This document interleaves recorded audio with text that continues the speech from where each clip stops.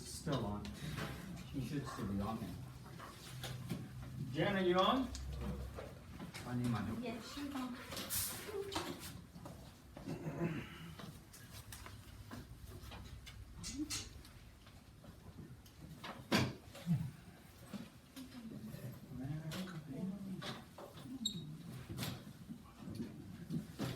All right, so our Torah portion this week is vayeshlach.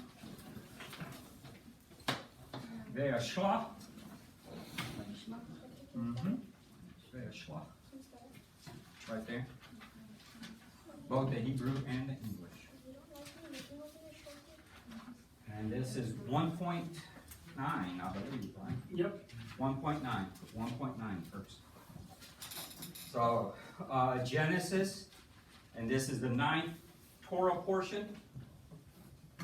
Before we get into the Torah portion, has anyone kept up with what happened this week in Israel? What specifically, the release of hostages? So let me explain to you what happened this week. Last week, they went into a ceasefire.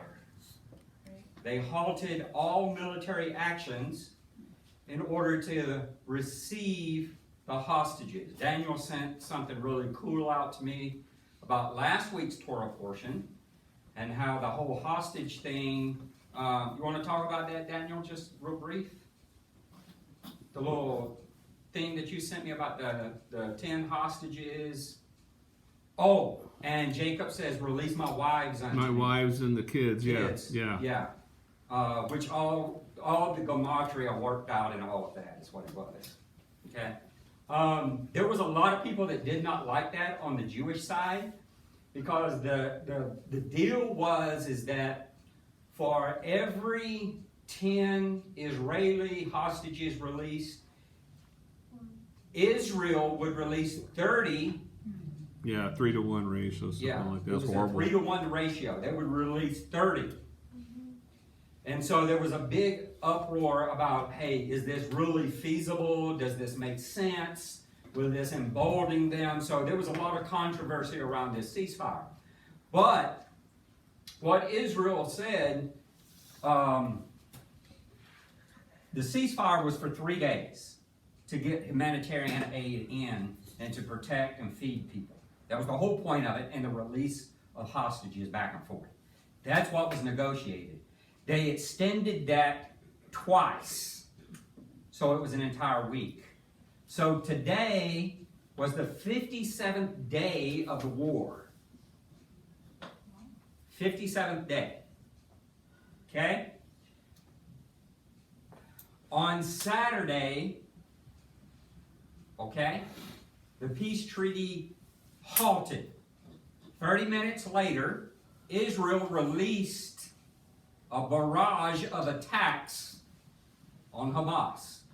In fact, they targeted 400 targets within 30 minutes of the ceasefire ending. They hit 400 targets. They hit a mosque in which it was a main headquarters. They raided it, the IDF raided it, took the people hostage, and then the Air Force came in and bombarded it and destroyed the mosque. Okay? So by noon on Saturday, there had been 400 different targets hit. So, and it started 30 minutes after the ceasefire ended. Now, yeah, it's war. It's war. Now, Israel is still open to considering more pauses in the Gaza war. They're calling it the Gaza war. They're willing to consider it to get the hostages back. Now, there were 3 countries that put this ceasefire together.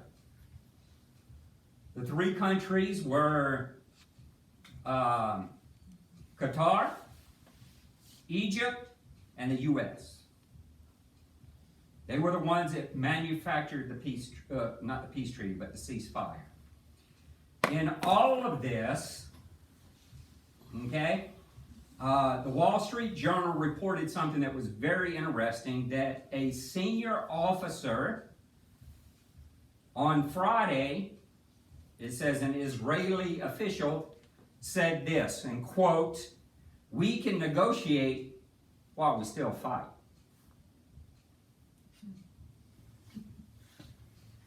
We can negotiate while we still fight. Now, with that, all these countries came out and said different things about it. But at the end of the day, the UAE is still saying they want a two-state solution in the 1976 borders. Oh, God. 67 borders. 67 borders. They're still saying they want that. Of course they did. Okay? Now, that's where we're at right now. As of before coming here, that Israel has resumed attacks and they are whooping them. They're putting a spanking on them. Okay? And they have no intention to stop. Israel is still saying we're not stopping until Hamas is destroyed. I love it. That's where we're at. Okay? I think Israel only got like 20 or 30 hostages out of it all. Okay, they didn't get a lot. But those hostages have come back and talked about the abuse that they're suffering in there. They're being electrocuted, they're being starved, they're a can of tuna, 4 of them are sharing a can of tuna, moldy bread, very horrible conditions. They're not treating them according to Geneva Convention law. Okay? Israel has promised that it will fight a terror war by Geneva laws. In other words, they will be humane in their destruction. As humane as they can be. So the Hamas, who's backing up them? What countries? Iraq. Qatar. Iraq, right. Is that the other country? That's the only country that can back them up. Okay, so that's, okay. Well, you see, Egypt, that's a major, but see, out of all the Muslim countries, this is what we here in the West don't understand. Out of all the Muslim countries, there's only one that's doing well. Saudi Arabia. And you know why? Yeah. Why? I heard something about, They're blessing Israel. Saudi Arabia is siding with Israel. yeah, that's right. And they're the only Muslim country that is prospering. Last week, not this past Shabbat, not this Shabbat, but last Shabbat, out in Horizon City, we have 2 truck stops. You walk into those truck stops and you see Muslim truck drivers all over the place. You'll see the Habibs and the long beards, all of that. I went in there to get a haircut, and she was cutting my hair, and she told me, she said, I've talked to a bunch of Muslims, and she said they all side with Israel. Really? The ones here? Here. Okay. They're saying that Hamas is crazy and they don't support anything that they're doing. Will they go public? I don't know. But that just goes to show you that it is a small majority. The mass majority are not supporting what Hamas is saying and doing. So why do you have all these big, huge, in big cities of everybody going for Hamas? They're ignorant. Let me tell you this. Have you ever heard the old saying, the empty wagon makes the most noise? No, that's just the Western thing. Southern thing. No, it's not. The empty wagon? No, I've never heard the empty wagon. You never heard that? No. The empty wagon makes the most No. noise. The people that makes the most noise is the people with the least amount of power. I've heard the squeaky wheel gets the grease. Same thing. Okay, not quite, but I'll run with it. Okay. All right. So what I want you to get out of all of this is that what the Israeli official said, we can negotiate while we fight. I want you to keep that in mind. We can negotiate while we fight. Okay? So, today we're going to be talking about this Torah portion, and the rabbis teach that every Torah portion coincides with the day and times in which it's read. Yep. If we really look at this Torah portion is all about war and death. That's not coincidental. You have the death of Isaac. You have the death of Rebekah's handmaid, which the rabbis say is actually the death of Rebekah in this Torah portion. You have the destruction of the city of what is the name of the city?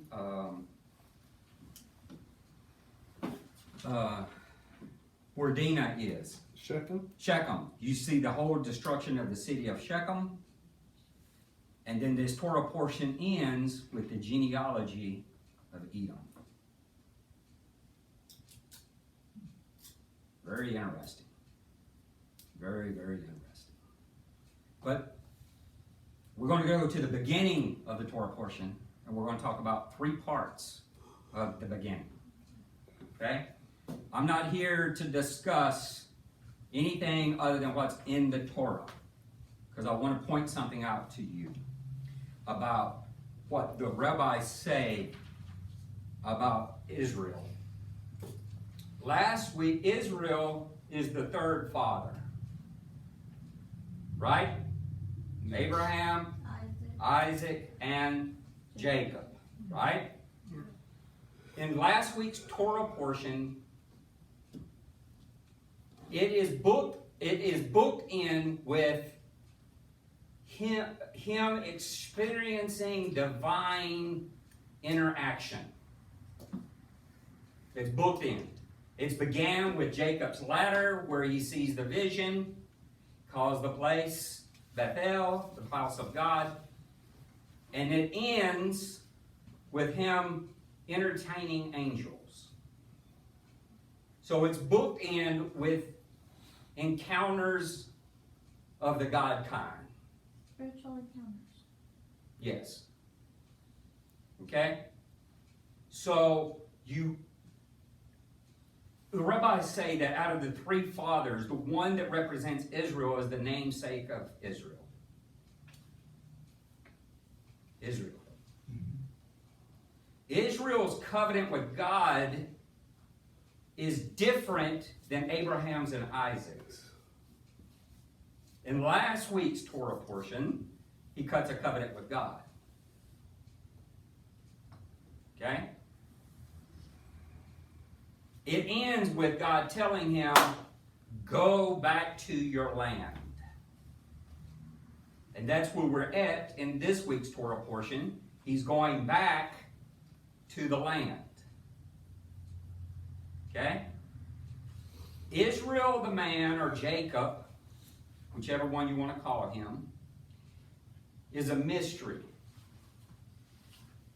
The very thing that we read about today is one of the deepest mysteries of Torah. This creature that he fights. The stranger he fights. The angelic being, whatever it is. It's one of the deepest mysteries in the Bible. And there's a lot of stuff around it that's not contained in the Bible. And we focus on the stuff around it. I want to look at what the scriptures say. Because what we see is a change. A major change. Okay? So, to understand Jacob and his return back to the land, right? The rabbis say that he did 3 things. And I want you to write these 3 things on the board. So there is a 3-fold process of preparation. No, just write what I'm telling you. Number 1, put 3-fold process. Or 3-fold preparation.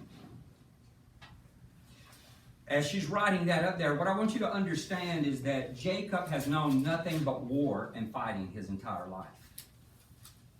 In the womb, he fought with his brother. Yeah, He right. fought to come out all the way up until he buys the birthright.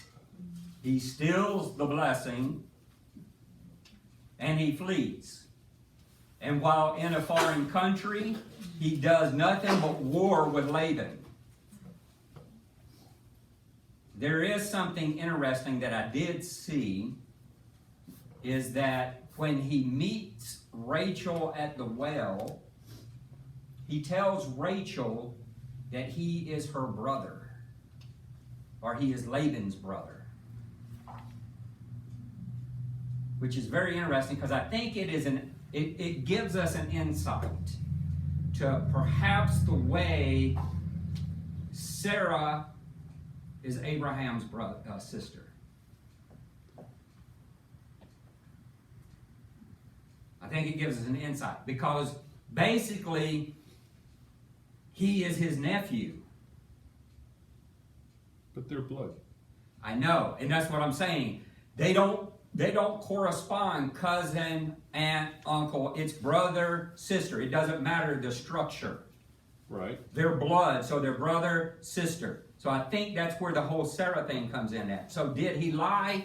No, not according to those standards. Well, I know that if you say Avinu, that can go back 5 generations. Yes. So, you know. And even when we look at his prayer, and we're going to look at this, we're going to look at his prayer. It talks about our ancestry as a whole, not just one person above. You know? Yes. So Forefathers. again, that's our forefathers is the perfect word. Yes. Yeah. So, and that's how I think the whole Sarah thing is. So this whole teaching of half lies of whole truth, half lies of false is, whatever. That's yeah. The truth of the matter is she was his sister according to those standards. That's right. He didn't lie. It's not by our standards. Okay? You never see uncle, cousin. It's always forefather or brother or sister. That's how they're referred to. Okay? So the rabbis say that there were 3 things that he did. Okay? The first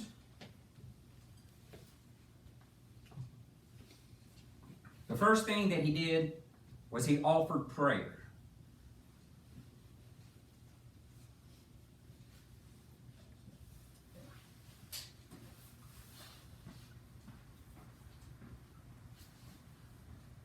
The second, he offered gifts.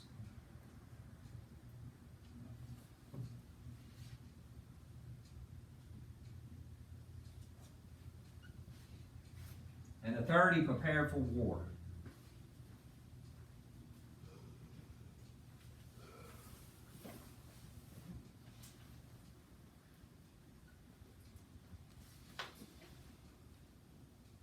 Here's something that's very interesting.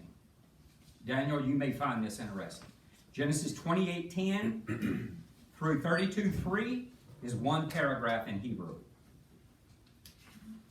So this whole Torah portion is one story. It's not broken. It's an untold story. A continuous story. 28:10 through 32:3, it is one paragraph. This is super, super rare in Torah. It's one paragraph. So it's one continuous story. It's not a break. Okay? So, let's look at this. Let's turn to Genesis chapter 32. So, his threefold preparation was prayer, gifts, and battle.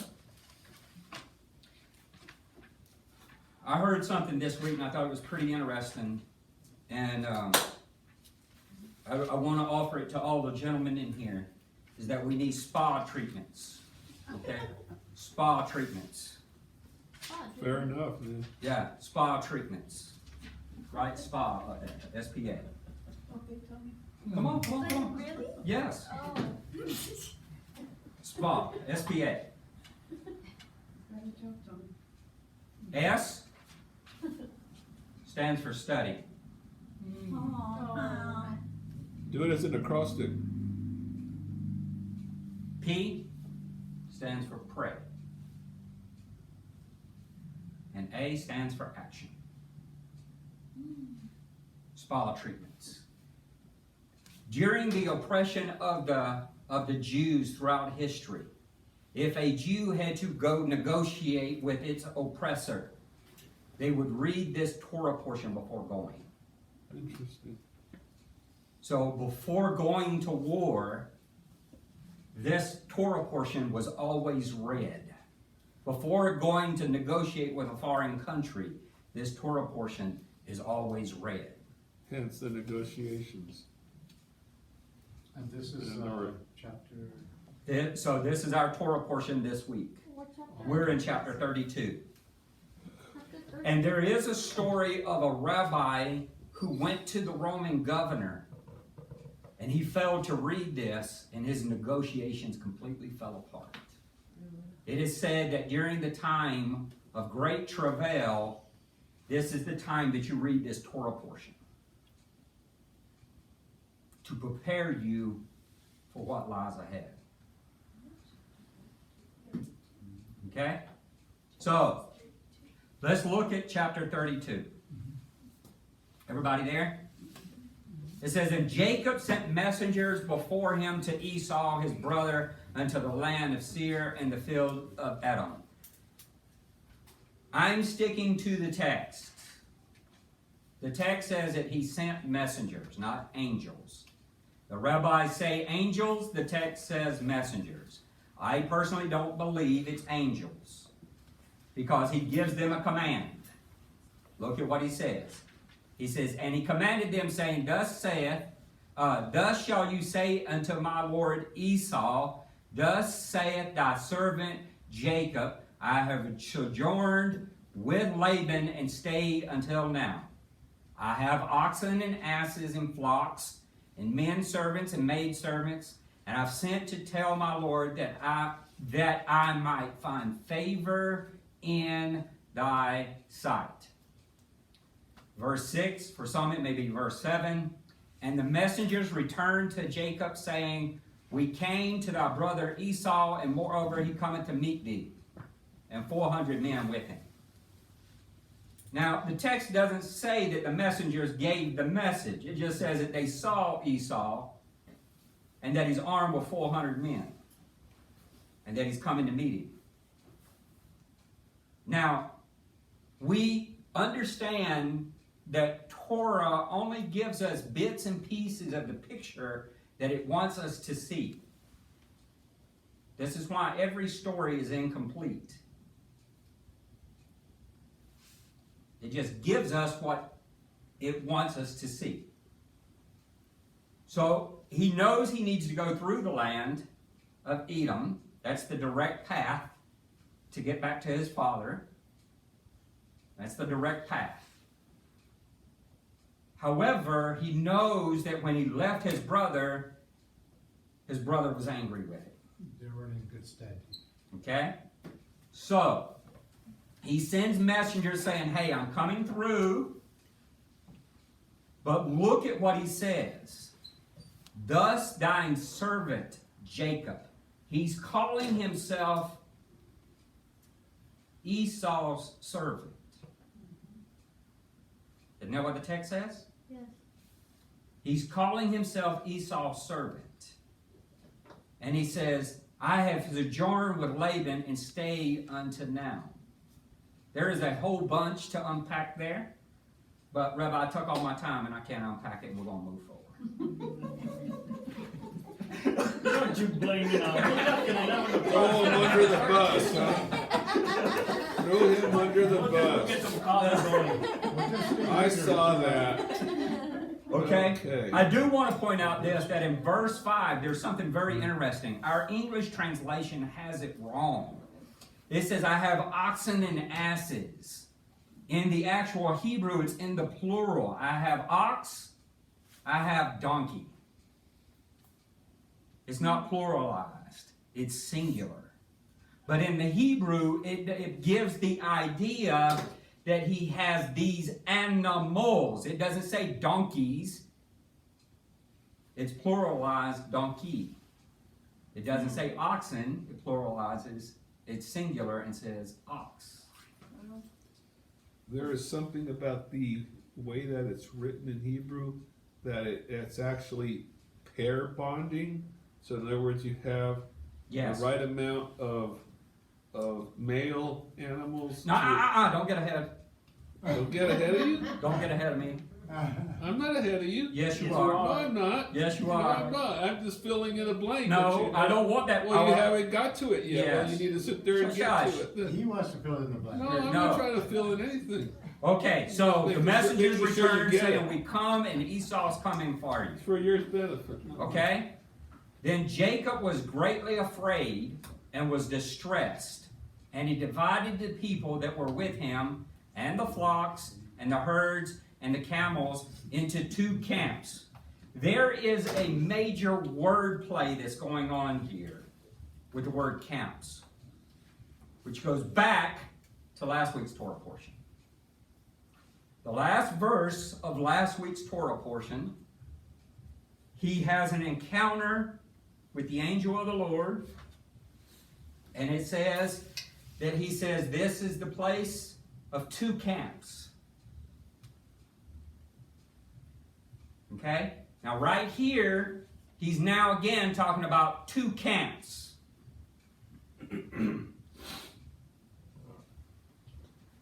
And throughout this section right here, this whole phrase of two camps keeps coming up.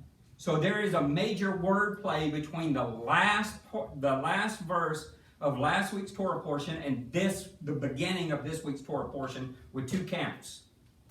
Now, there's a ton of stuff around this because it comes into play because he has an angelic encounter and he names the place two camps. And the rabbis say that he's saying that there's his camp and then there's a camp of angels or the divine camp that rests with him. So there's two camps. That's what the rabbis say. Okay? Now, I want us for a moment to read over this prayer and then we're going to go back over it. It says, and Jacob was greatly afraid, verse 7 or verse 8, depending on which you're reading out of. It says, and Jacob was greatly afraid and was distressed. And he divided the people that were with him and the flocks and the herds and the camels into two camps. So he has this encounter with the angels, calls it two camps, and then once he gets the word back about Esau, he divides his camp into two camps. Okay? Now, he says, in verse 8 or 9, and he said, if Esau come to one camp and smite it, then the other camp which is left shall escape. Okay? It says, and Jacob said, this is his prayer. If I'm not mistaken, this is the first recorded prayer in Genesis. Other prayers are assumed. We don't have words of where there's an actual someone praying out to God. Not that I could find, okay? I may be wrong, so don't quote me on that. I'm just saying I think this is the first one. But look at what he says. He says, O God of my father Abraham and the God of my father Isaac, O Lord, who saidest unto me, return into your country and into your kindred, I will do thee good. Then he says, I am not worthy of all the mercies and of all the truth which thou hast shown unto thy servant. For with my staff I passed over this Jordan, and now I am become two camps. Deliver me, I pray thee, from the hand of my brother, from the hand of Esau, for I fear him, lest he come and smite me and the mother of the children. And thou saidest, I will surely do thee good, and make thy seed as the sand of the sea, which cannot be numbered for multitude. And then 13, and he lodged there that night, and took that which he had with him to present to Esau his brother. Pause. Where's the amen? Hallelujah, brother. Amen. Selah. Where is in your name? It's not there. No.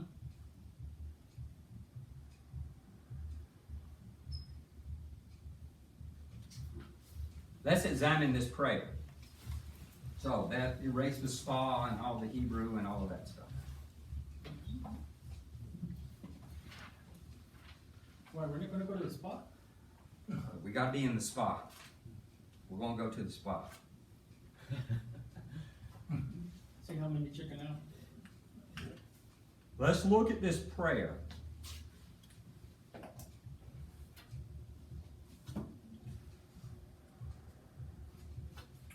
I began to look at this prayer and began to examine it.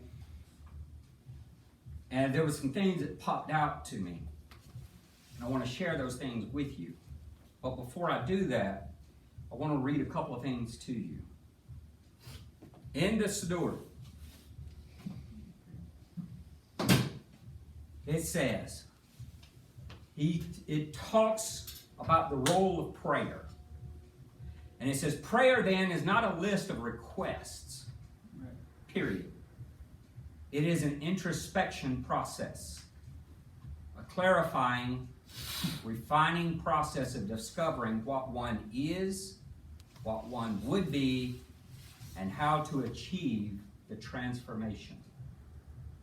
Let's write that on the board. Prayer then, prayer, comma, then, comma, is not a list of requests.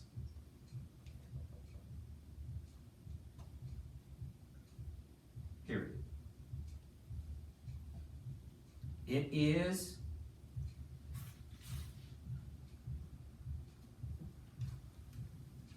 an introspective process.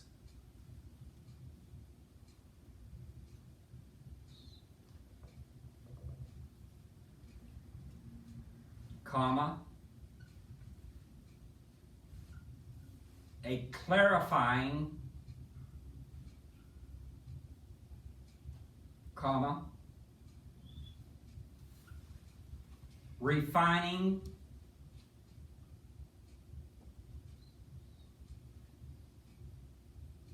process,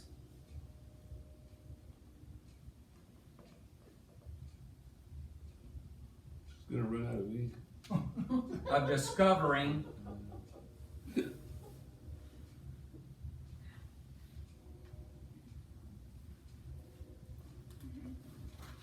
what one is. What one is, comma, Ongoing sentences. what one would be.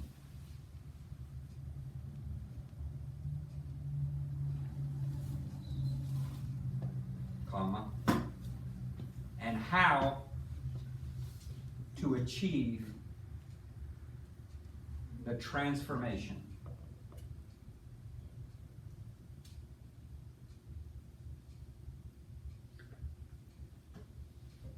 Is this from Google? No.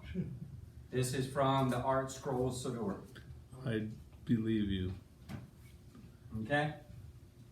This is how the Art Scrolls Siddur defines prayer.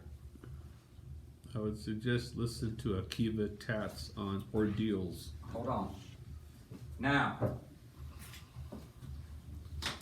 I bought this book when I first came here. How to Pray as a Jew. And it actually tells you how to use your Siddur. But I want to read to you some things that he said here about a prayer life.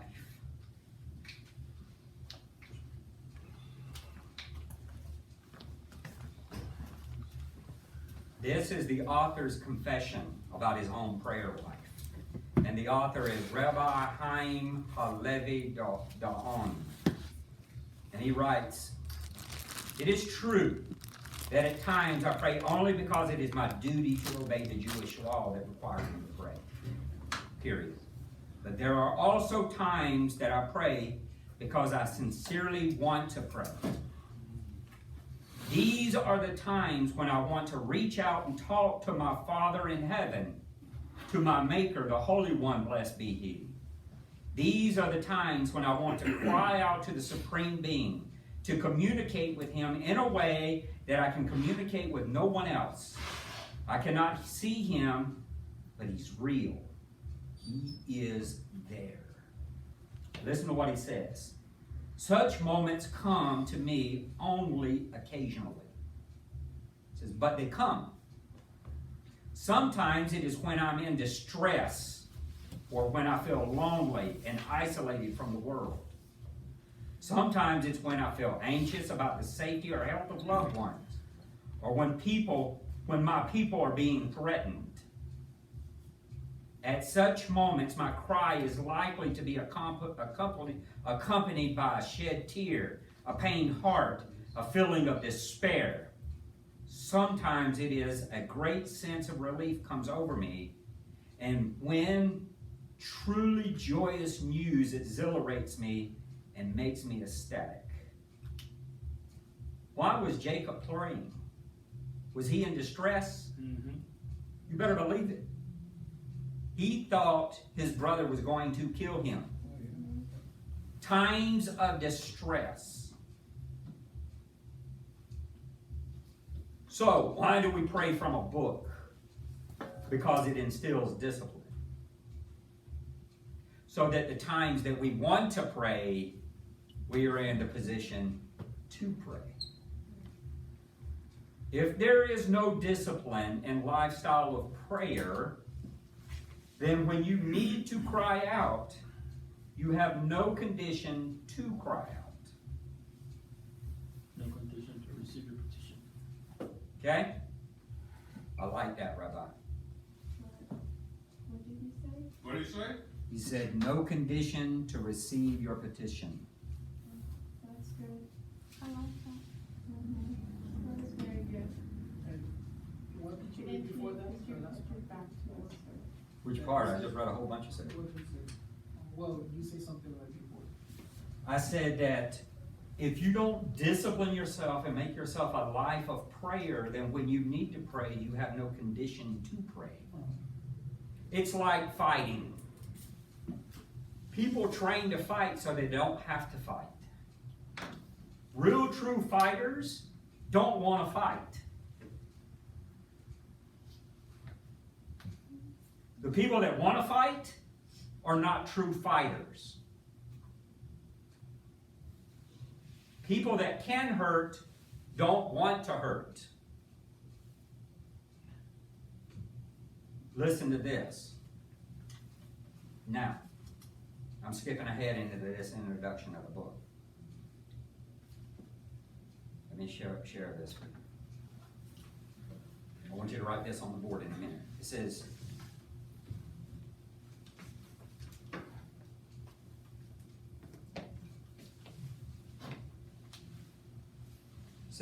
or perhaps the reason for the unfashionability of prayer is simply that most people don't know how to pray. They were never properly taught. Yet prayer is more commonplace. No, that's not true today, but let's move forward. It says, these examples are universal, and they are 4 types of prayer. 4 types of prayer. 4 types of prayer.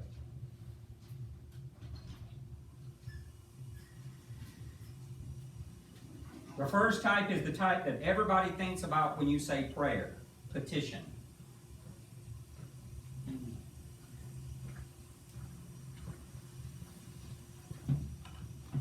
Number 2.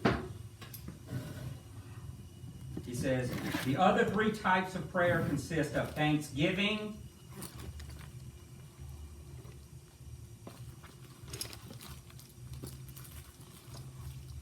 All of it? Well, I don't know if it's like thanks and giving, like 2 different ones, or if it's like the holiday. Make the holiday. 2, praise of God,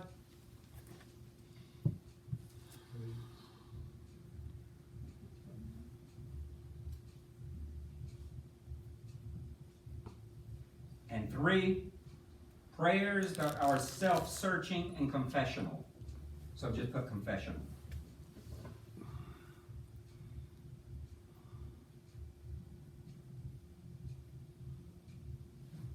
Then he says, the Hebrew word for to pray does not mean to ask or to petition God. It derives from the stem PLL. So that would be, just put PLL. That is the closest in meaning to the last 3 types of prayer: thanksgiving, praise, and confession. It says it means to judge. Means to judge.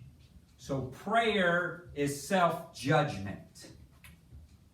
This is why we're not good at it, because we want to lie to ourselves about who we are.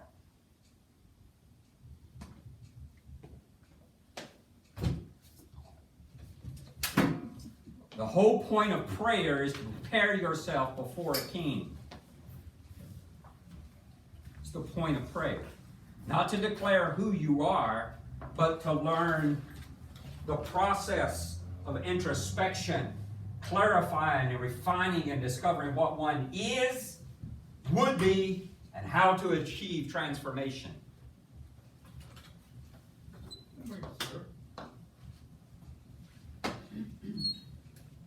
So let's look at his prayer.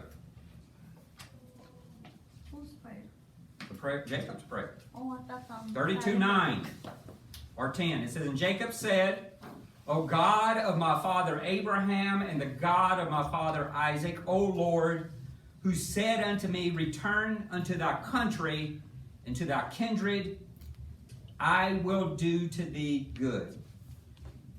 Before we go any further,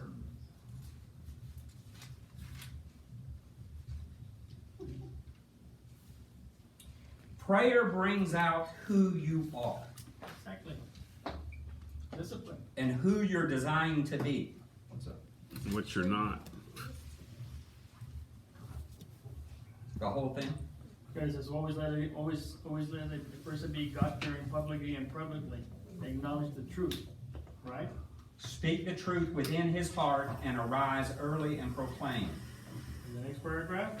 Master of all worlds and Lord of all lords, not in the merit of our righteousness do we cast our supplications before you, but in the merit of your abundant mercy. What are we? Exactly. Okay, the name, what are we? What is the strength, right? What is our life? What is our kindness? What is our righteousness? What is our salvation? What is our strength? What is our might? What can we say before you, Hashem our God and the God of our forefathers? Are not all the heroes like nothing before you? The famous as if they were never existed, the wise as if devoid of wisdom, and the perspective as a devoid of intelligence. Right there. That's what you're saying. That's exactly what I'm saying. That's discipline. That's a prayer I do every morning. Now let's look at Jacob's. He says, O God of my father Abraham and the God of my father Isaac, O Lord, who has said unto me, return unto thy country and unto thy kindred, I will do thee good. Did God say that to him? Where? Somewhere there. Genesis 31:3. Genesis 31:3. And the Lord said to Jacob, return into the land of thy fathers and unto thy kindred, and I will be with thee. Notice he invokes three names in his prayer. The name of his father Abraham, the name of his father Isaac, and the ineffable name of God, Yod-Heh-Vah-Heh. He also recalls and repeats to God the very thing that God said to him. If God's never spoken to you, then you can't speak promises. You can't open the Bible and read something and say, oh, this is my promise, I'm holding on to it. It's not how it works.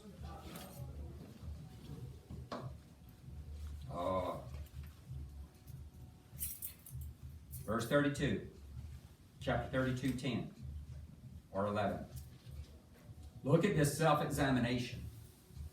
I'm not worthy of all the mercies and of all the truth which thou hast shown unto thy servant. For with my staff I passed over this Jordan. Now I have become two camps. Now I have become two camps. What is he talking about? He left his father's house with nothing but a staff. And now he has amassed so much that he has two camps. And he's saying, you did this. It's your mercies that have done this. It is your truth that has done this.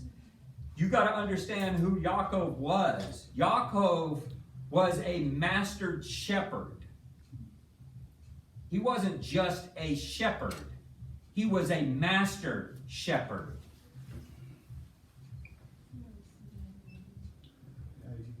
Speckled and striped goats.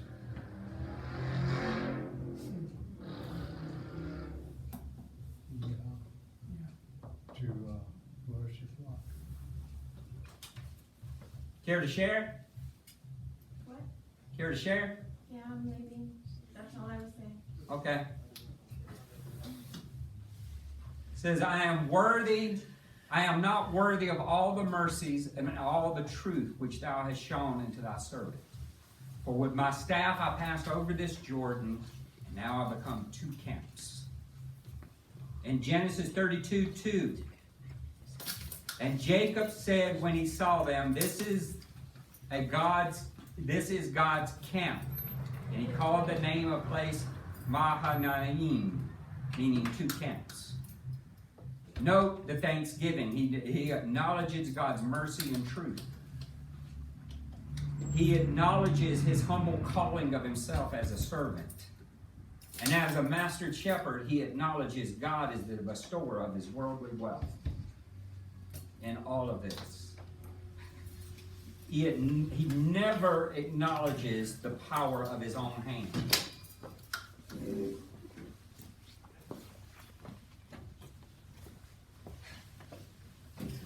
Now notice 32:11. He says, deliver me, I pray thee, from the hand of my brother, from the hand of Esau, for I fear him, lest he come and smite me and the mother of my children. What kind of prayer is this? He actually confesses, I'm afraid. I'm afraid of my brother. And above and beyond that, not only am I afraid of my life, but the destruction of my wives and my children. Now wait a minute. Think about it. God, you have told me you're going to make my seed like the sands of the seashore. Yet here's a man that can destroy all of us. He's got 400 men of war coming towards me.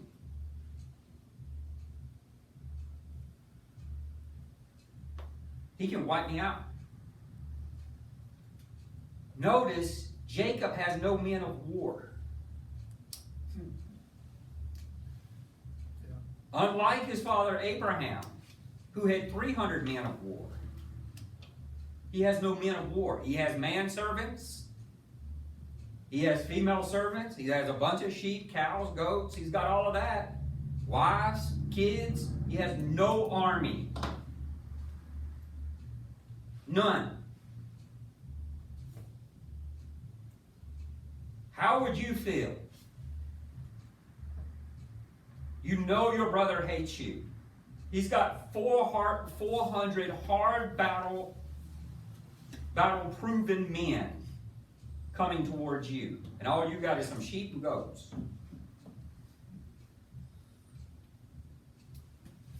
Let's look.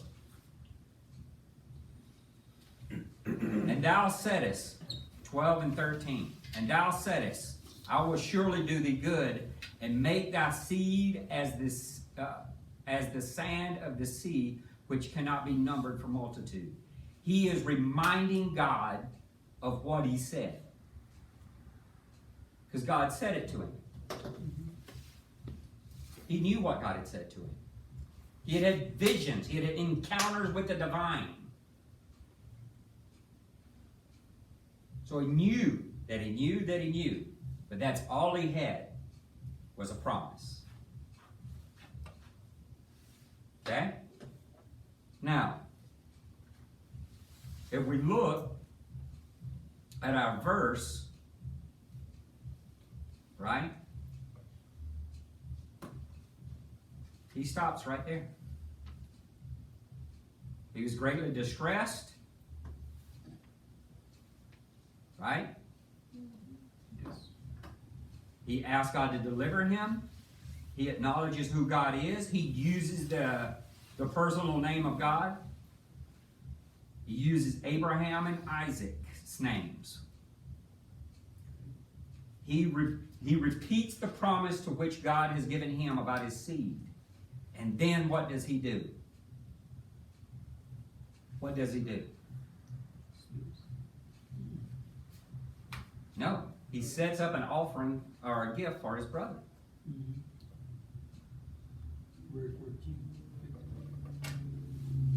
Okay? Look at verse 11. Deliver me, I pray thee, from the hand of my brother, from the hand of Esau, for I fear him, lest he come and smite me, the mother of my children. And then he said, I will surely do thee good, and make thy seed as the sand of the sea, which cannot be numbered by multitude. And he lodged there that night, and he took that which he had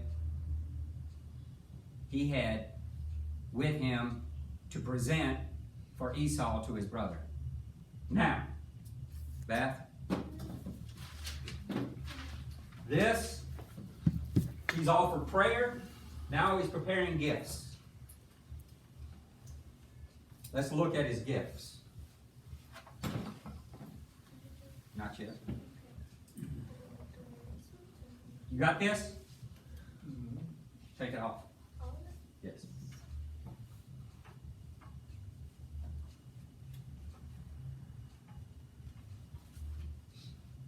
He comes out of prayer, and then he begins to prepare a gift for his brother.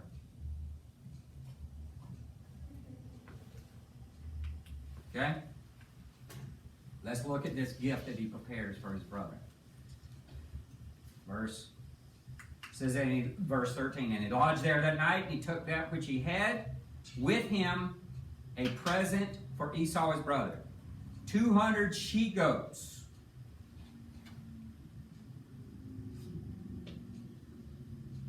and 20 he-goats. This is what Daniel was jumping into that I didn't want him to jump into. Okay? Listen, this is very important, the offering that he's given, because he's not just giving him sheep.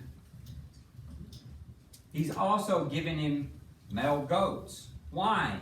Because the gift that he's given him is a gift that can procreate and increase. Yep. He's not just giving him a bunch of sheep. He's not giving him just a bunch of goats. He's giving them both. And look at the ratio, 200 to 20. So he's giving them, for the goats, he's giving them mates. 1 to 10, the perfect ratio for goats. Perfect. Now, then it says 200 ewes and 20 lambs. Ewes are 20 rams. Nope, Rams. more. So a ram could be a female or male? No, a ram is a male. Male. So then, a goat is not a ram? No. No? No, a goat is a sheep, is a form of sheep. So a ram is a, It's a male, it's a male version of it. Same family, right? Sheep and goat, basically. So then he gives two, again, same ratio. Lambs to rams. Then look at what he says. And 30 milcha camels. M-I-L-C-H. Camels. And their colts. So camels are one-on-ones. So 30 and 30. when it says nursing camels, that means they're giving milk? Probably, yes. Camels. You've got the word camels. Look at what I wrote. Oh, where? What are milk house again? Milking camels. Oh. And 30 colts. Look at this. 40 cows and 10 bulls.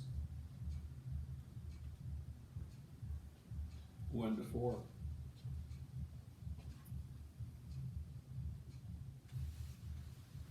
One to 4.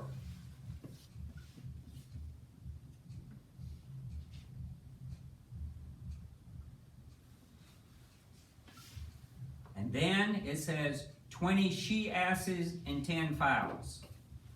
So 2 female donkeys, 10, how many? 20 female donkeys and 10 donkeys. So 2 to 1. Mm-hmm.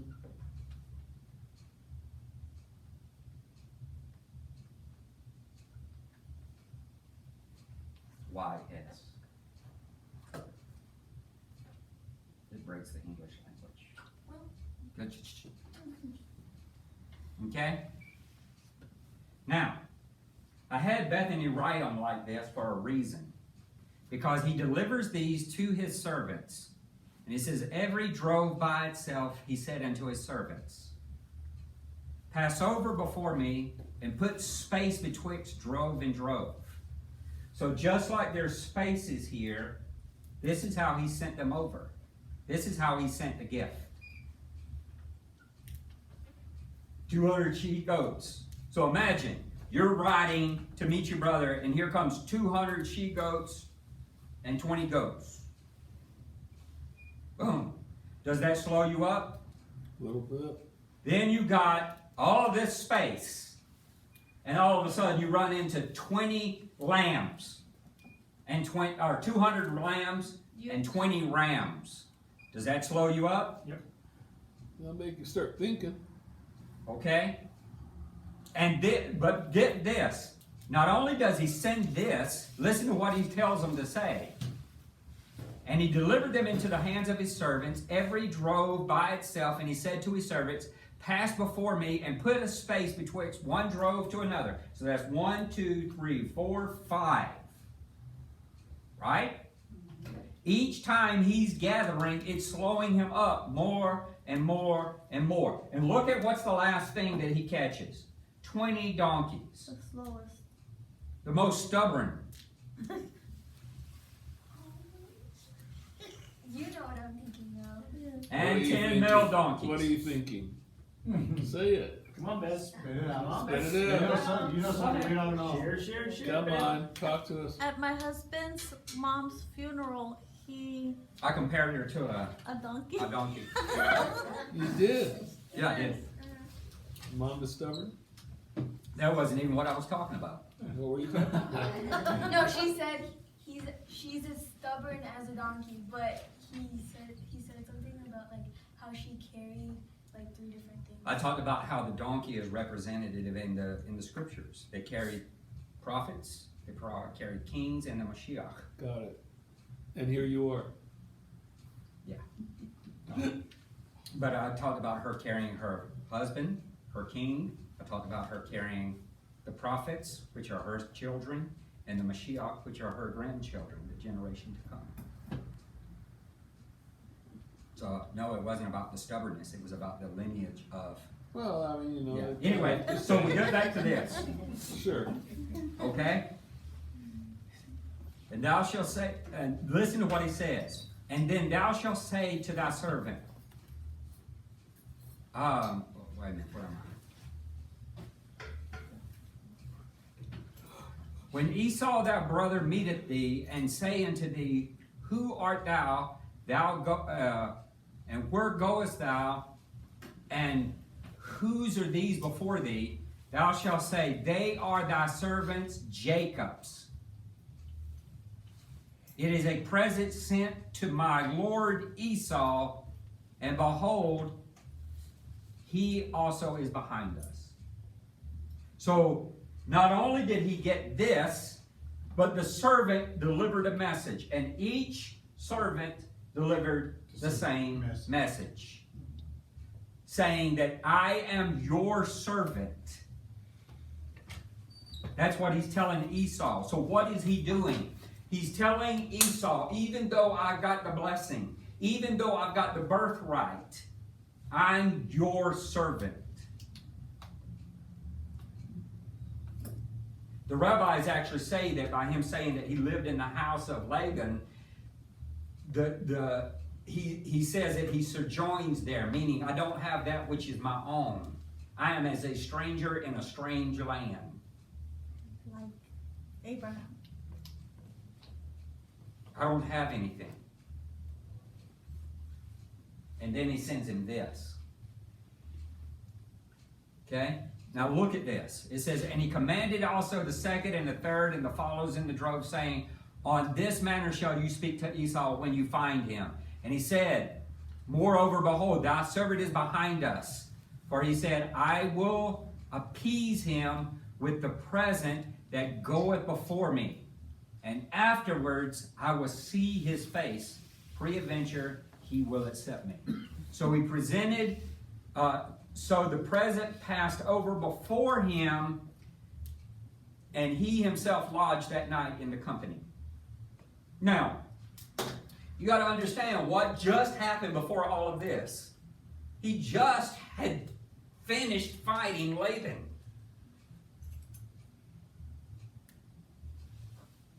Okay? Now he's about to encounter his brother.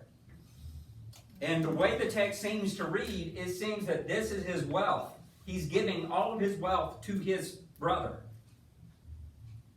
Which is smart. Okay? Now watch. So, and he rose up that night and he took listen to this. He took his 2 wives and his 2 handmaids and his 11 children and passed over the fork of Jabbok and took them and sent them over the stream, and he sent them over which he had. And Jacob was left alone. And there he wrestled a man with whom until the breaking of the day. So think about it. He's been up. He just finished this covenant with his brother-in-law, or his father-in-law, excuse me. He's just had this encounter with angels. He's scared.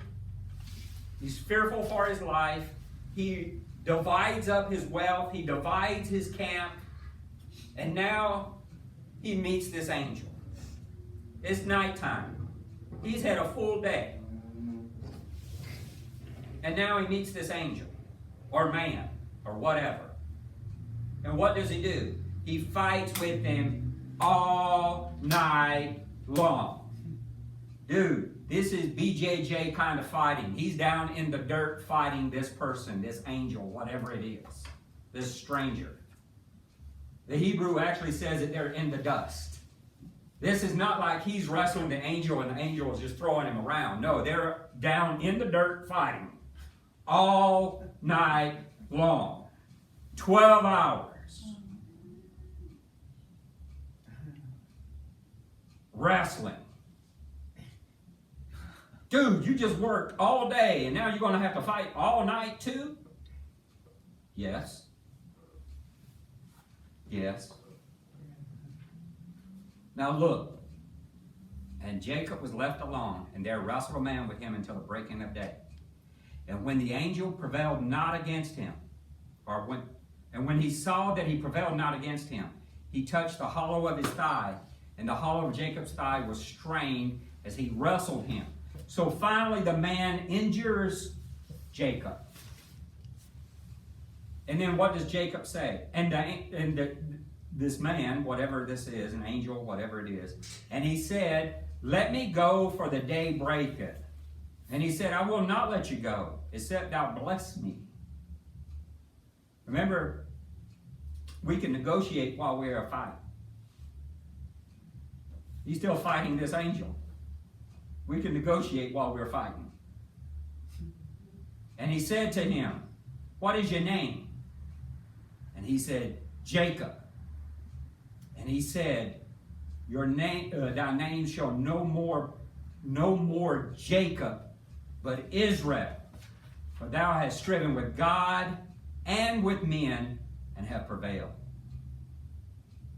And Jacob asked him, and said, tell me, I pray thee, thy name. And he said, wherefore is it that thou doest ask after my name? And he blessed him there. And Jacob called the name of the place Peniel, for he said, I have seen God face to face, and my life is preserved. And the sun arose upon him, and he passed over Peniel, and he limped upon his thigh. Now, there's different ideas about what this is, but this is where this tradition comes in of not eating the backside of a cow. It comes from this. It's not because it's unkosher. They do it in remembrance of this. Okay? There's no command. This is what is truly called a minhag. This is a minhag where, by tradition, they have chosen not to eat this portion of an animal in commemorance of Jacob. Okay? So he wrestles all night long. He negotiates all night long. And what happens? He gets injured. So not only is he tired, now he's got a messed up hip. So what does he do? Notice it doesn't say the man disappears, that he goes away. It's just at the breaking of the day, Jacob gets up and he walks across. Doesn't say anything about this man, this angel. It doesn't say what happened to him. He's no longer a part of the story. He's gone. He got what he needed. What was it? All night wrestling to find out that he is no longer Jacob, he is Israel. What does Israel mean? One who wrestles. He who wrestles with God. And what does he tell him? He said, you have wrestled with men and God and prevailed. Now, it doesn't mean that he wrestled God. It's not what it means. It means that you have entered into the realm of God. You've entered into the divine realm and won.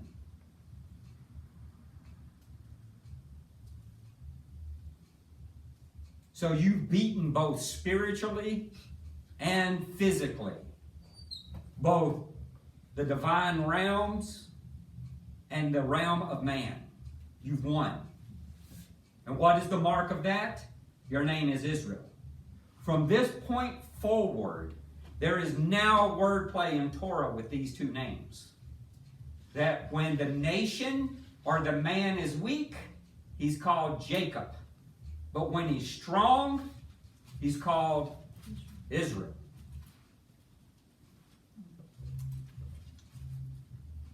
We have Yeshua do this with one of his disciples. Peter. He calls him Simon when he's weak, and Peter when he's strong. Okay? This is where this comes from. Okay? So he wrestles all night. He offered gifts. He's prepared for war. By trying to bribe his brother, he's preparing for a physical war. But he warred all night long. You ever had those restless nights that you get no sleep? Yep. Welcome, Israel. It's what you're called to. Right, mercy. Okay? Yes. You disconnected Janice. I didn't disconnect you. No, she's still there. No, It's off. disconnected. Ah. Oh, You did disconnect. It's out. it's out. Yeah, power's out. Too late. Well, you can plug it back in, try to get it back on. Let's look at this. He's prepared for war now. He's prepared for war. What was his vow? The key verse here is verse 28 or 29. And he said, "Thy name shall be called no more Jacob, but Israel, for thou hast striven with God and men and have prevailed." So what is the result?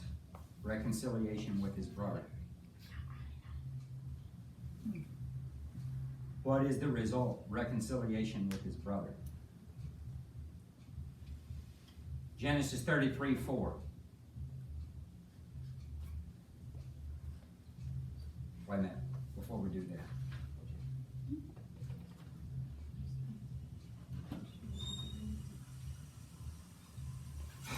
And it says 33:1.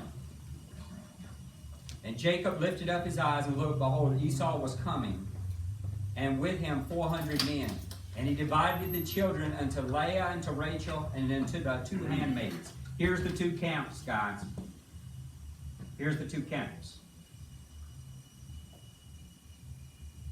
And he put the handmaids and their children foremost, and Leah and her children after, and Rachel and Joseph.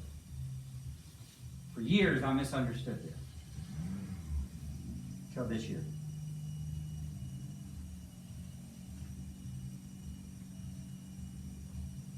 We're Hurry. listening. No, I need her up here. We are at 33:2. It says, and he put the handmaids and their children foremost, and Leah with her children, and then Rachel and Joseph hindered most. And he passed, listen to what he says, and he himself passed over before them. I never caught that. So you've got these waves of offerings coming. And who is the next person he sees? The very person he told him that he would see. Jacob.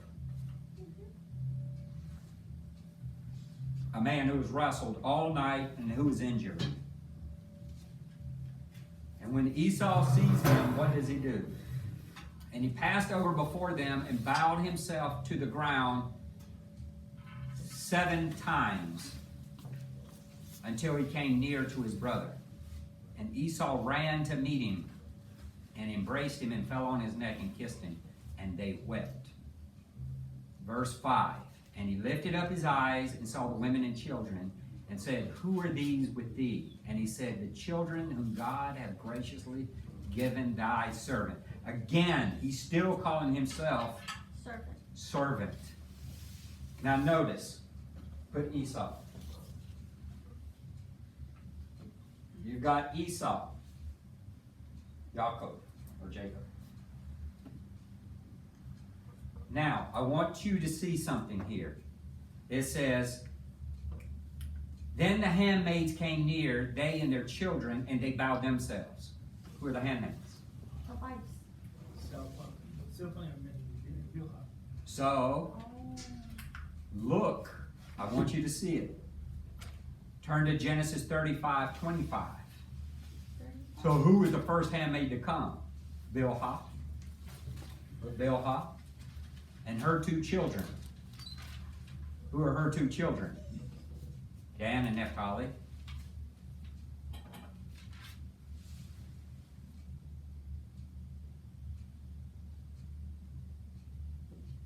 Then Zilpah who is Leah's servant, and her 2 children, which was Gad and Asher. This is the first count.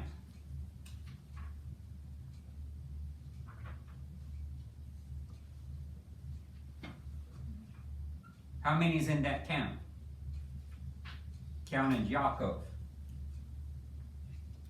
7.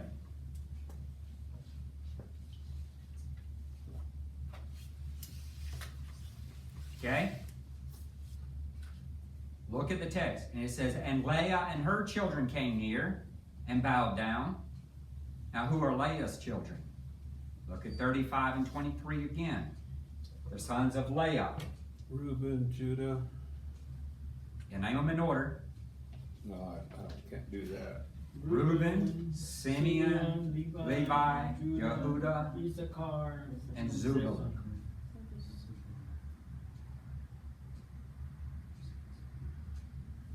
Counting Jacob, 7.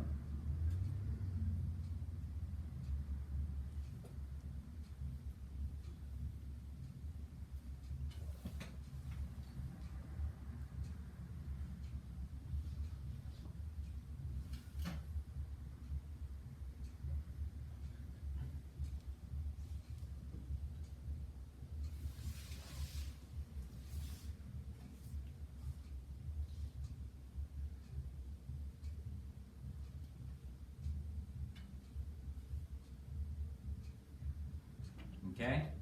And then it said, and after, okay, Leah and her children come near and bow down. And after came Joseph and Rachel. They bow down. It's not Rachel and Joseph. It's Joseph and Rachel. That's interesting. Joseph brings his mother forward.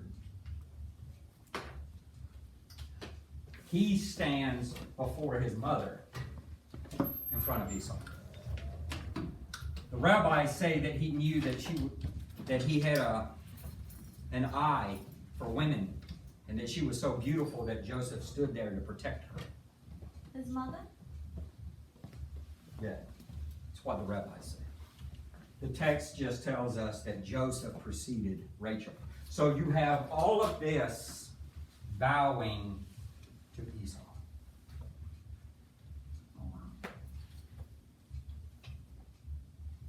Much like today. Bowing in progress. to Esau. And what does Esau say to him?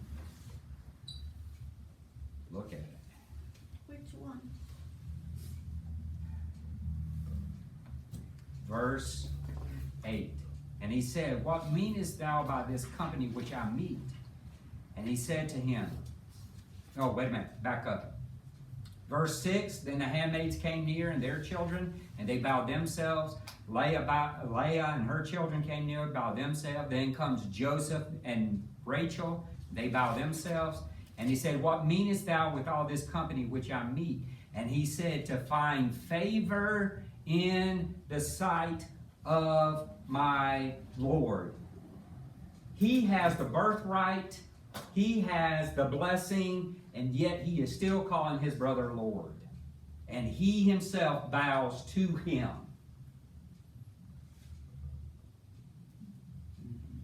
He bows to him and calls him Lord. And he said to him, he gives him all of this to find favor in his sight. And Esau says, I have enough, my brother. Let that which is thine be thine. This is the most profound statement in the whole story. Let that which is yours be yours. The rabbis say that this is where he releases and forgives him and allows him to have the birthright and the blessing. Let that which is yours be yours. I have mine. Why? He already has kings. He already has land. He already has wealth. He already has men servants, maid servants. He is the powerful one of the two.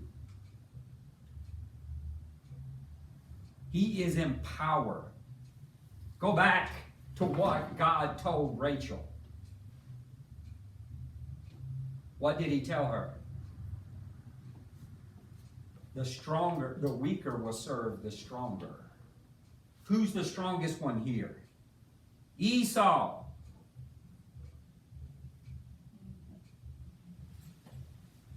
And Yaakov knows it.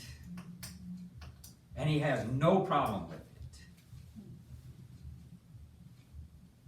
Because everything he's trying to have, Esau already has, materially.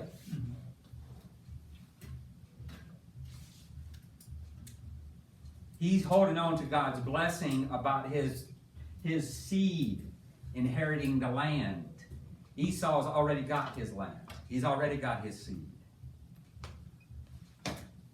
Look. It says, and Esau says, I have enough, my brother. Let that which is yours be yours. Verse 10, and Jacob said, Nay, I pray thee, if now I find favor in your sight, then receive my present at my hand. For as much as I've seen thy face, as one that seeth the face of God, and thou wast pleased with me. Take, I pray thee, my gift that is brought to thee, because God hath dealt graciously with me, and because I have enough. And he urged him, and he took it. He compared him to God. He said, seeing you is like seeing the face of God. What did he just name the place that he crossed over from? Face of God. Peniel, the face of God. And he's telling Esau, his brother, seeing you is like seeing the face of God. Jacob is telling Esau? Yes. Why? Because he loves his brother. He doesn't want to be at war with his brother. His brother can destroy him.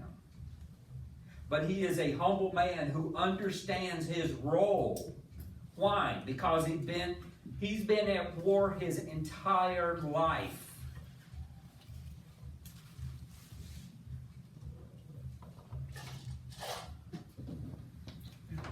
Today, this is not the case. It's flipped. Israel is the more powerful of the nations today. Think about it. Within 30 minutes, they had already invaded and took out 400 targets. 30 minutes after it expired. In a half day. Who is more powerful today?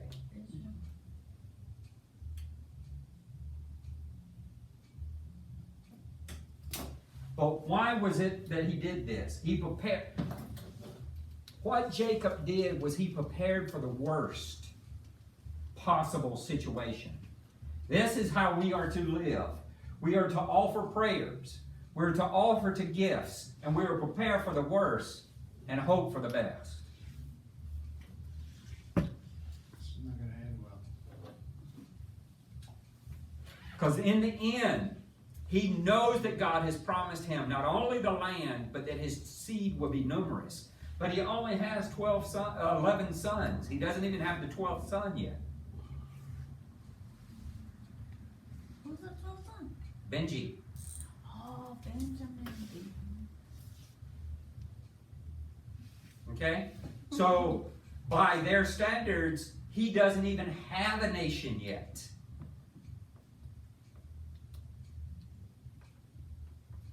He don't have 12 sons. He has 11.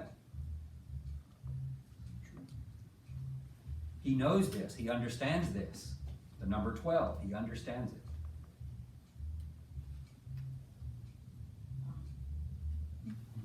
it. Does that look like sand? That's innumerable? Yes. Does it? But not right now. No. To the future. No. That's just what he's prayed. He was like, you said, God, that my seed will be like sand.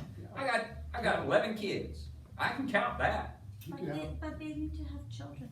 Exactly, but at the present state, he Oh. doesn't have that. Not right here. You could have them penny and multiplying and get rich. You know, it's just like the 12, you have 12 sons, and how fast can you?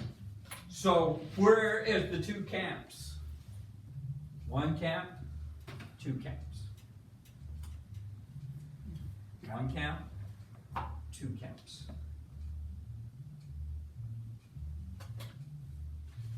Notice he said, if he attacks, which camp would he take out? This camp. Hoping that this camp could get away.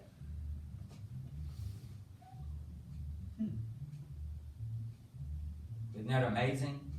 Very good strategy too, because you got all these sheep, cows, donkeys, bulls, you got all these animals. Now you got to fight this to get to this. It's a lot. Very wise. Extremely wise what he did. But after the kids, Jacob is the first one. Jacob, yes, exactly. The person that he meets is Jacob. And then when the families see them talking and not, Esau was not killing him, what happens? The first camp comes out and meets him. Then what happens? The next camp comes out and meets him. And this is so shocking to him. What is this? What is this? Man, Jacob gave him the highest form of flattery he could give him. You're like God, man. Dude, seeing you is like seeing God. Think about it. And Esau said, let me leave now with these, some of the folk that are here with me. And he said, what needeth it? What needeth it? Let me find favor in thy sight and my Lord. So Esau returned that day. So Esau wants to leave people with him. But Jacob says, you know what? Don't worry about me. You have all of this. Take it. Go back home.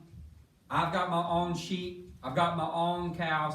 So this is just what he gave to him. But he tells him, he says, the children are slow. At the pace that you're used to traveling, it'll kill my family. Just go. Take it, please. And Esau gives it to him. He says, okay. He takes his gift and he leaves it.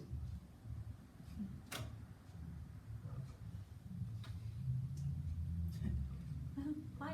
Just like at the end of the fight. He didn't fight his brother. His fight was the night before with whatever that creature, person, thing was that he fought all night long. They just go their separate way. They went their separate ways. His brother never attacked him. His brother didn't. None of that happened. And you see when he gets there that according to the text, his brother's not angry with him. Right. They're shalom. There is peace between them. So we don't know whether God softened his heart. We don't know whether it was all the gifts and he was like, yeah, baby, bring it on. Because he was a man of the field. He was a man of the world. What he saw was material stuff. He was not in touch with the things of God. Not like Jacob. Yeah, not like Jacob, but he had a side of it. He did. He did. And that's a whole teaching unto itself. But what you can also see here, and what the rabbis teach, is the soul and the body. The soul and the body. What is always in war? The soul and the body. Yep. Spark of the soul covered by the blood. Yep. See? The soul and the body. Who wrestled all night? Was it the body? No, it was the soul. What is created after the image of God? Is it your body? No. No, it's your soul. Right. What is connected to God? Your soul. Isn't it amazing that Esau has none of those traits? He has none of those encounters. We don't see it with him. But Jacob, he's leaving the land, boom, he runs into angels. He's getting ready to go back into the land, boom, he runs into angels. He crosses over to go into the land, boom, he's encountering what we think is another angel. Then after this, God speaks to him. He goes, buys land. His daughter is a hoe. She goes and sleeps with a man. I know what you're thinking. No, Dana was raped. The scripture does not say she was raped. It says that she laid in his house with him. And when Simeon and Levi goes back in, where do they go? They go take her from his house. There is nowhere in scripture it says that she was raped. It seems as if she was a willful participation of those sexual activities. But in any case, what happens? Jacob is willing, listen to what I'm about to say. Jacob does not agree with what his daughter has done, but he's willing to live in peace with the men of Shechem. And he says, become a part of the covenant. Be circumcised. Okay, they agree. And what happens? Does Jacob tell them to go kill them? No. No. Jacob is willing for them to be a part of his covenant. But his two sons goes up in there and wipes everybody out, kills all the men, takes all the women, children, takes all the gold, silver, wipes the place out. This is the only second piece of land that is bought in Israel. And he buys it right in front of Shechem. This is another thing that they teach about the camp, is that the camp of Israel is always separated from the rest of the world. It stands alone.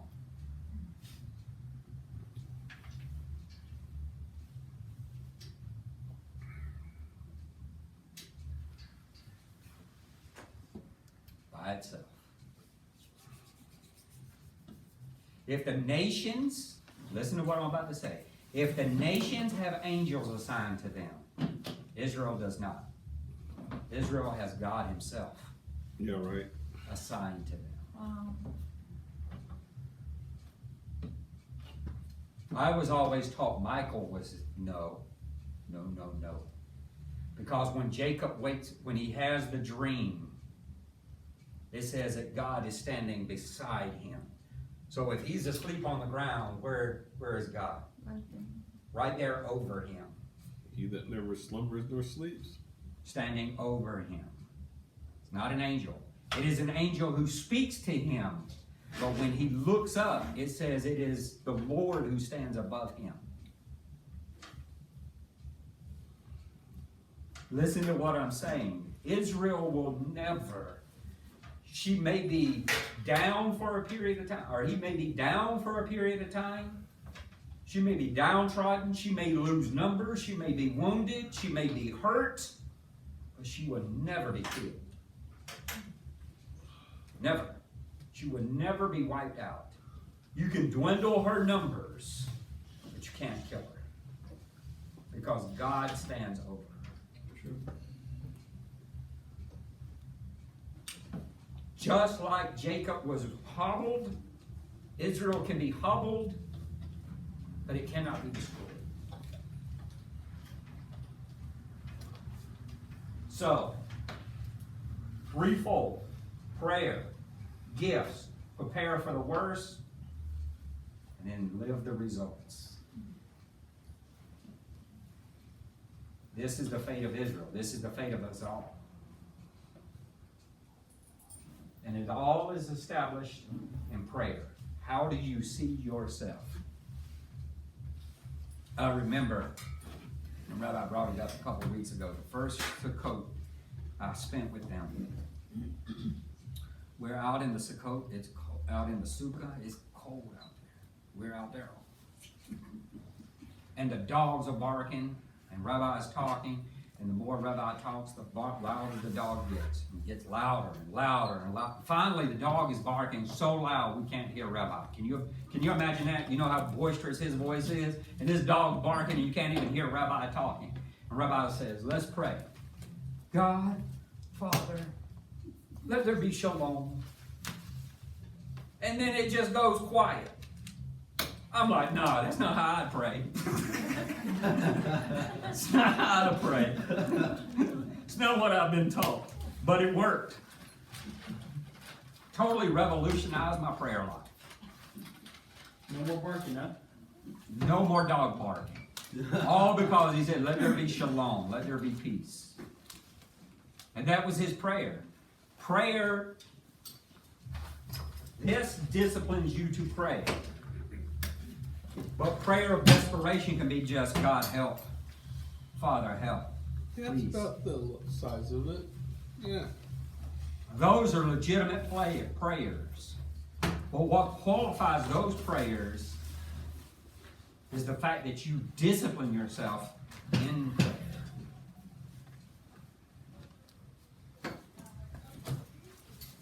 Judge yourself not based on what you want to be, but what you really are. And don't condemn yourself for where you are when you're so far away from where you're supposed to be. There you go. That's a good phrase. That's a good one. Excellent. Because that's the point of prayer, to get you there. And here's one thing I want you to understand. Listen closely. God does not have to speak to answer your prayers. Take action, and whatever comes, you've got to understand that that's what God's will.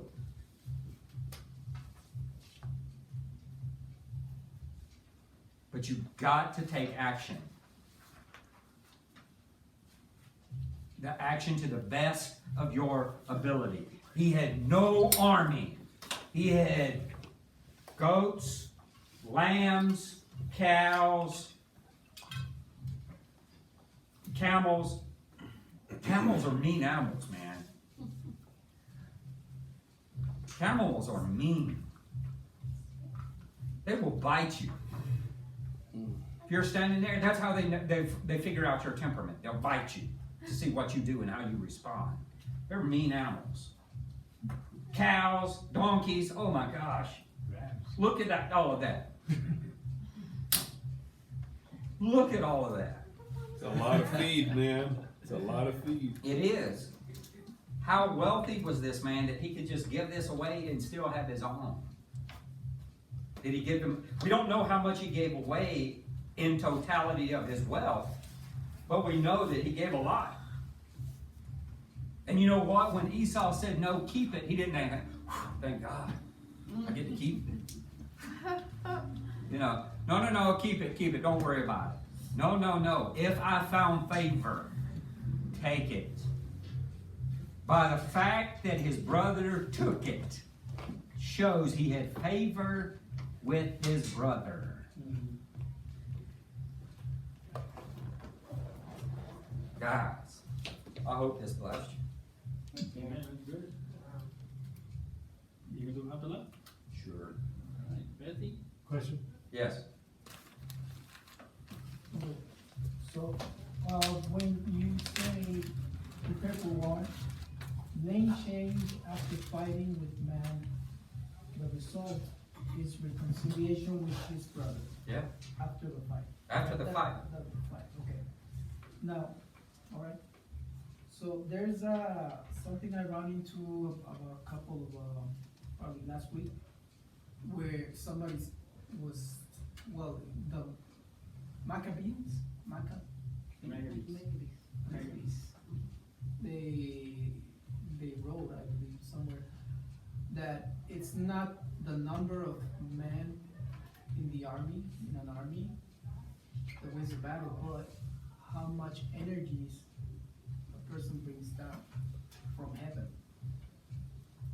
And also I read some other literature about that before you solve things here on earth, you gotta solve them up there. Okay? What do you think of this, what we just, about the water? But you gotta remember, all the things that you're talking about is based off the biblical principle that you just saw. Correct, that's why when you say Esau was a stronger one, well, Jacob had the connection, straight connection, or? Okay, so here's the thing, is, if you want to understand this, let me put it like this. Esau was given the world of man. Jacob was given the world of God. Recording stopped. No, they're equals. Esau was to be a forefather. He was supposed to be a father of the covenant, but he refused it. So Jacob tried to take it on. He was never to take it on. But he always has to deal with the world. He's supposed to be separate from the world. But he's not, because he tried to take on the role of Esau. Esau, in actuality, Esau's energy is more powerful than Jacob's. Because his energy is to pull the world to God. Jacob's energy is to teach the world about God. Two different energies. It takes more to win the people and bring them than it takes to teach them. So, in their original function, Esau is more powerful than Jacob. So, even when he deterred and went to the dark side of the force, he's still powerful. Well, okay, but because he was not who he was supposed to be, He still has that he connection. was strong, yet he was also the weak. No. Because Jacob, even though he was not a war person, His weakness comes, and his strength comes based on Jacob. What? Esau's strength. Yes, Esau's strength Okay. comes from Jacob's weakness. When Israel refuses to worship God, one of the two sons have to be in power. Okay. What gives Jacob or Israel their power? Their worship of God. When Israel fails at doing that, one of them will always, that's exactly what God said to Rebekah. One will always be more powerful than the other. Okay. I see. Does that make sense? Yeah, Yes. I see it. Okay. Okay, let's get ready. Does it make sense? Does it answer your Thank you, Scotty. You're welcome. Ricky?